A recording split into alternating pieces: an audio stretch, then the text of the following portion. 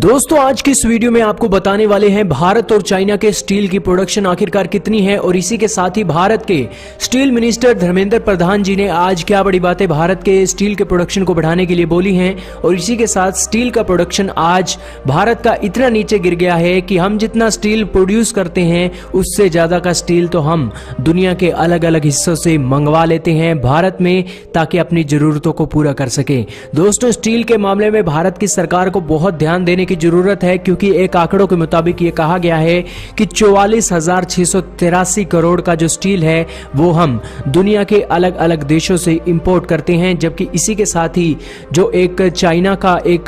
प्रतिशत है, यहाँ पर चाइना का प्रतिशत बहुत बड़ा है। दोस्तों भारत का जो स्टील की प्रोडक्शन है वो 36,726 करोड़ की है, जबकि इसी के साथ जो हम स्टील का इंपोर्ट करते हैं वो 44,683 करोड़ का है। इससे आप समझ सकते हैं कि हमारी स्टील की प्रोडक्शन कम है जबकि आज इंपोर्ट सबसे ज्यादा है। तो अब जान लेते हैं स्थिति आखिरकार दुनिया में स्टील का क्या प्रोडक्शन है और इसी के साथ चाइना और भारत की क्या स्थिति है। दोस्तों पूरी दुनिया में सबसे ज्यादा स्टील का प्रोडक्शन चाइना करता है, जबकि भारत पूरी दुनिया में दूसरे नंबर पर स्टील का प्रोडक्शन करता है। सबसे ज्यादा चाइना 996 मिलियन मीट्रिक टन के हिसाब से स्टील का प्रोडक्शन करता है और पूरी दुनिया का एक चाइना का प्रतिशत हटा दिया जाए तो पूरी दुनिया का अगर स्टील का प्रोडक्शन देखा जाए तो सिर्फ 873.6 मिलियन मीट्रिक टन का है। यानी कि पूरी दुनिया में से अगर चाइना को हटा दिया जाए तो भी चाइना इकलौता जितना स्टील का प्रोडक्शन करता है उस स्टील के प्रोडक्शन के बराबर आज दुनिया का एक आंकड़े आकर नहीं टिकते हैं।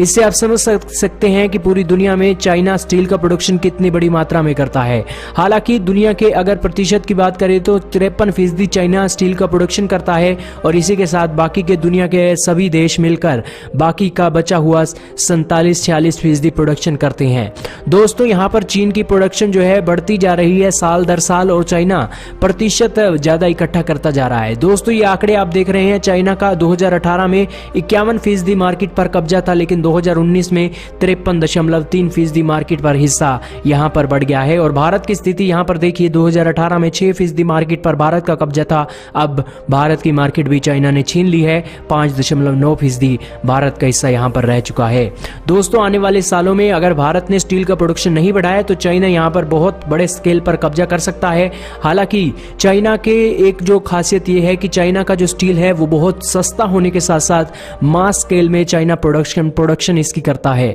हालांकि आज अगर स्थिति यह है कि आज धर्मेंद्र प्रधान जी ने बहुत बड़ी बातें आज स्टील की मैन्युफैक्चरिंग को लेकर बोली हैं। स्टील मिनिस्टर धर्मेंद्र प्रधान जी ने ये इस हालातों को देखते हुए कि हम अपना इंपोर्ट आज स्टील का ज्यादा कर रहे हैं जबकि एक्सपोर्ट कम कर रहे हैं, तो इसी के चलते भारत की मेगा जायंट कंपनियों को कहा है कि आप अब अपने देश में ही स्टील की मैन्युफैक्चरिंग का काम तेजी से बढ़ाइए। आपकी जानकारी के लिए बता दें कि स्टील बनाने के लिए जो भी इक्विपमेंट और रॉ मटेरियल चाहिए होता है भारत के पास सभी वो रॉ मटेरियल है, लेकिन फिर भी भारत का दुर्भाग्य है कि बड़ी बड़ी जायंट कंपनियां आज स्टील का प्रोडक्शन भारत में नहीं कर रही हैं और वो टेक्नोलॉजी आज भारत में नहीं लाई जा रही है। ना जाने सरकार की नीतियां कुछ ऐसी हैं जिन कारणों से ये प्रोडक्शन नहीं हो रही है, बल्कि अब भारत सरकार जागी है कि स्टील के बारे में हम अपनी प्रोडक्शन बढ़ाएंगे और इसी के साथ ही आत्मनिर्भर इस क्षेत्र में भी बनने जा रहे हैं। इसी के चलते सरकार ने अपना समिट भी लगवाया है कल और इसी के चलते वर्चुअल नेशनल माइनिंग समिट 2020 के चलते यहां पर सरकार ने कहा है कि वो बहुत जल्द